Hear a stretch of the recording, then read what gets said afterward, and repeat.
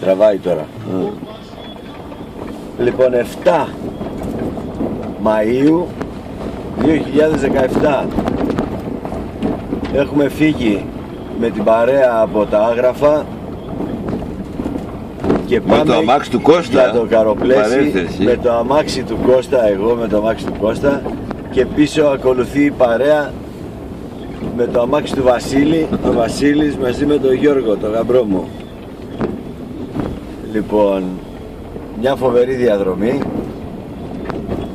τύφλα να έχουν οι Άλπεις, και τώρα φτάνουμε κοντά στο δασικό χωριό στις Δριάδες, που είναι στο Δήμο Καροπλαισίου. Ανεβήκαμε πάνω το... Ποιο βουνό ήταν αυτό, Κώστα? Εκεί. Πώς τον είπαμε? Τέγετος. Ο Κουρκουλέτσος. Κουκουρούτσος, Κουκαράτσο. Ανεβήκαμε τον Κουρκουλέτσο, όπως λένε, τον Κουκουρούτσο, και βγήκαμε από την άλλη μεριά. Τίγκα στο έλατο. Τρομερή εποχή.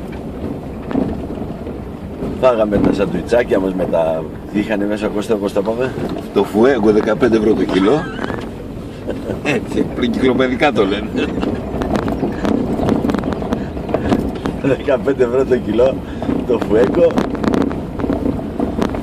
Ήπιαμε και τα τσιπουράκια, 3 ευρώ το κιλό. 3 ευρώ το κιλό. Έτσι κυκλοπαιδικά. Θηραϊκή. Κοιτάξτε δρομολόγια. Γυναίκα, χάνεις. Δεν σου λέω τίποτα άλλο. Καπρίσαμε και τα τσιγαράκια μας. Α, αυτό που το βάζεις. Καπρίσαμε και τα τσιγαράκια μας. Τα έφερα μπουλέτος αυτά. Εγώ με τα χιλάκια μου τα στρέψα. Τα σάλια. Αν και ήταν σκατήχρωμα απ' έξω, αλλά μην το προσβάλλουμε, τα καπρίσαμε.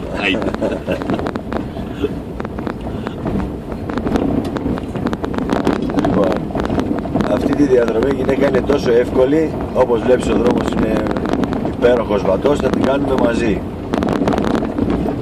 Και άμα θέλει και η Ελένη, παίρνουμε τον Κώστα και την Ελένη και την κάνουμε μαζί.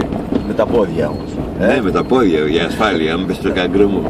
Πιο πριν είχαμε πάει στο μνημείο στη Νιάλα, στο μνημείο του εμφυλίου πολέμου. Πήγαμε 2 χιλιόμετρα με τα μάξι, μετά είχε χιόνια και πήγαμε με τα πόδια άλλα 3 χιλιόμετρα με τον Κώστα, γιατί η νεολαία δεν μπορούσε να περπατήσει και προτιμήσανε να κάτσουν να μας περιμένουν, να πιούνε το καφεδάκι τους.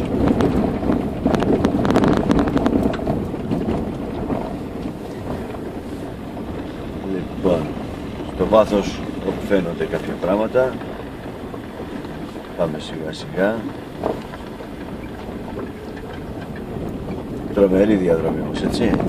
Φοβερή. Έλα τώρα. Λοιπόν, πάντα το μεσαίο έχει.